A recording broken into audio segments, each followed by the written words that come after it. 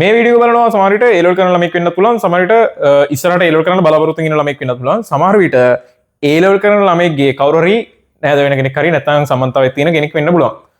මුලින්ම මම කියන්න ඕනේ ඔයා මේ වීඩියෝ බලනවා නම් මුල ඉඳන් අන්තිම වෙනකම් බලලා ඉවර කරන්න. මොකද මේකේ මම වැදගත් දේවල් ගොඩක් කියන්න යනවා. හරි.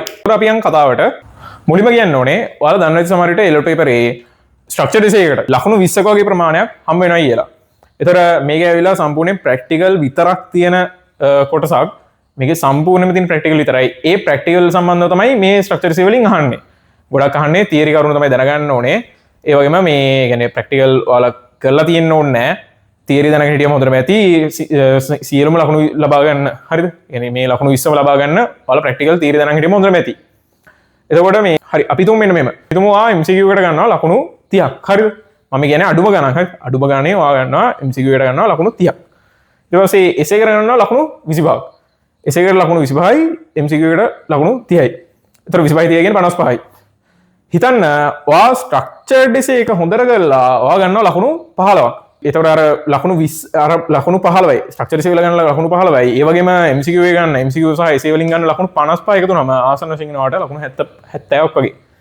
එතකොට එසේ එක තව ටිකක් ඉම්ප්‍රූව් කරගත්තොත් ඔයාලට පුළුවන් යන්තම් ඒකත් දාගන්න. හරිද? යන්තම් ඒකත් දාගන්න පුළුවන්. මම මේ කිව්වේ අඩුම ලකුණු වලින් තමයි මම කිව්වේ මේ වැඩේ කොට දාගන්න. හරිද? අපිට පේනවා ඇති කොච්චර ලොකු වෙනසක් කරන්න පුළුවන්ද කියලා. මේ ස්ට්‍රක්චර් ඩිසයින් වල ලකුණු 15යි.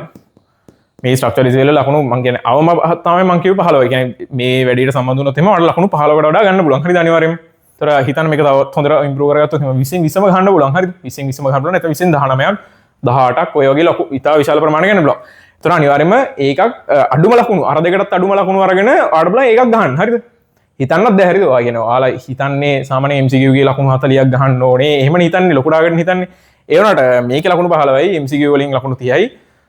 ඊට පස්සේ මොනවද එසේ වලින් ලකුණු 25ක් අරගෙන ඒකක් ගහන්න පුළුවන්. හරිද? තේරෙනවනේ මේක කොච්චර පවර්ෆුල්ද කියලා. මේක ඒ කියන්නේ නොසලකා හරින්න බෑ.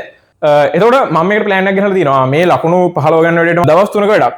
මේකේ පළවෙනි දවසේ ඇවිල්ලා ජූලි 5. ජූලි 5 තමයි පළවෙනි දවසේ. දෙවෙනි දවසේ ඇවිල්ලා ජූලි 8. ජූලි 11 තමයි තුන්වෙනි දවසේ. ලොකු වැඩක් යන්නේ. සාමාන්‍යයෙන් ගත්තොත් එහෙම පැය 6ක විතර ලොකු කන්ටෙන්ට් එකක් කතා කරන එක දවසකට. ඉතින් තේරෙන්නේ නැති මේක ලකුණු 20ක් කියන එක තාල ඔෆිෂියල් ප්‍රමාණයක් ඉඳලා සාමාන්‍ය මේ දවස් 3 අනිවාර්යයෙන්ම යනවා. හරිද? ඒතකොට මේක ඇවිල්ලා ෆ්‍රී යන වැඩක් නෙවෙයි. යම්කිසි ගාස්තුවක් අය කිරීමක් වෙනවා. ගාස්තු විදිහට අපි අය කරන්නේ 3000ක වගේ මුදලක් තමයි අය කරන්නේ. මේ සෙමිනාර් එකේ වැඩේට සම්බන්ධ වෙන්න බලාපොරොත්තු වෙනා නම් ඔයාට පුළුවන් මේ උඩ දාලා තියෙන WhatsApp number එකට message එකක් දාන්න. මේ WhatsApp number එකට message එකක් දාන්න විස්තර දැනගන්න. හරි. ඒතකොට මේ ලකුණු 20 ගන්නවා බලාපොරොත්තු වෙන්න නම් ඉතින් අනිවාර්යෙන් අපි සෙමිනාර් එකට join වෙන්න. මේ ලකුණු 20 ඒතකොට ගේමක් නෙවෙයි ඉතින්. හරිද? එහෙනම් හම්බෙමු සෙමිනාර් එකේදී.